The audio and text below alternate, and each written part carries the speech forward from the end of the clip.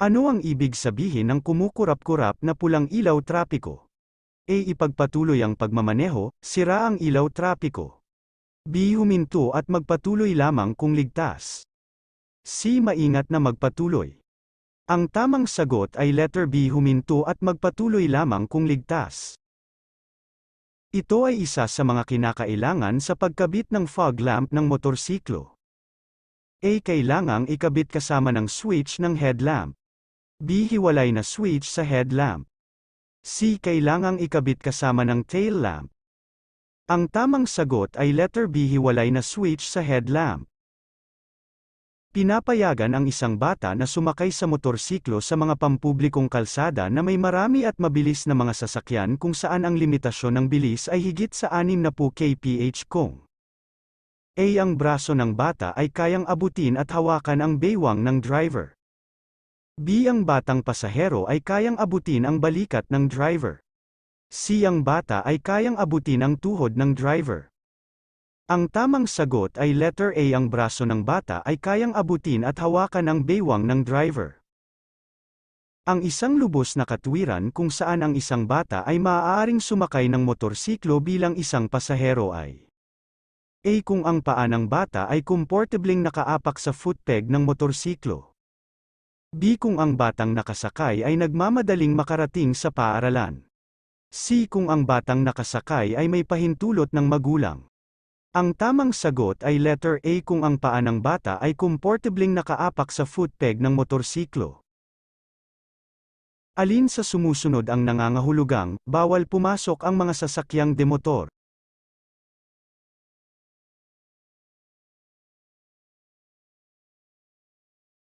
Ang tamang sagot ay letter B. Pinapayuhan ang mga driver ng motorsiklo na buksan ang kanilang headlight. A. Araw o gabi. B. Sa gabi. C. Kapag malakas ang ulan. Ang tamang sagot ay letter A. Araw o gabi. Ang mga driver ng tricycle ay kinakailangang magsuot ng A. Sapatos at pantalon habang nagmamaneho. B. Jacket at salamin sa mata. C. Damit na may mahabang mangas at shorts. Ang tamang sagot ay letter A. Sapatos at pantalon habang nagmamaneho.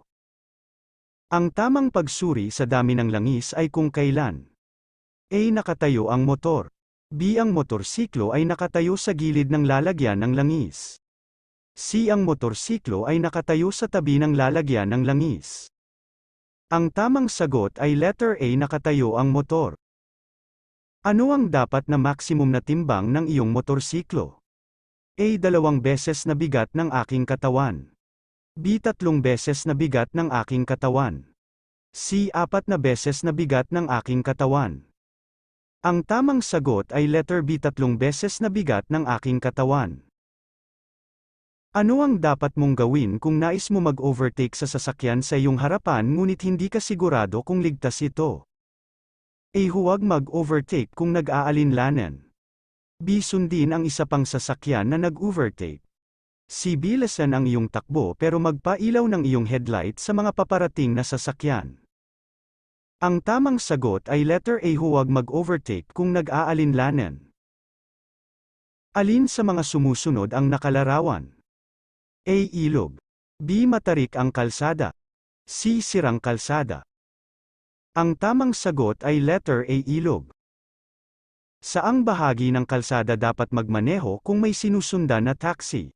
A. Kaliwa. B. Kanan. C. Gitna. Ang tamang sagot ay letter C. Gitna. Ang saddlebag sa motorsiklo ay hindi dapat A. Mas mababa sa upuan ng driver. B. Mas mataas sa tangke ng gasolina. C. Mas mataas sa upuan ng driver. Ang tamang sagot ay letter C. Mas mataas sa upuan ng driver. Ano ang pinapayagan na antas o porsyento ng alkohol para sa may mga hawak ng lisensya ng propesyonal na driver para sa mga maliliit na sasakyan? A. 0%. B. 0.25%. C. 0.50%. Ang tamang sagot ay letter A. 0%. Ang pagkrabang ng tricycle ay mapapansin kapag A. Ang manibela ay humihila pakaliwa o pakanan. B. Mahirap magpreno. C. Mahirap magmaneho paahon. Ang tamang sagot ay letter A. Ang manibela ay humihila pakaliwa o pakanan. Ano pang dokumento ang kailangan mong idikit sa iyong tricycle maliban sa Motorized sa Tricycle Operators Permit or MTOP? A. Identification card at fare matrix. B. Identification card. C. Fare matrix. Ang tamang sagot ay letter A. Identification card at fare matrix. Alin sa mga sumusunod na pinapayagan na gawin ng mga tricycle sa loob ng batas trapiko? A. Maglagay ng audio at video gadget. B. Maglagay ng mga aksesorya upang makatawag pansin sa mga pasahero. C. Limitahan ang paglalagay ng mga ilaw, tunog at iba pang aksesorya.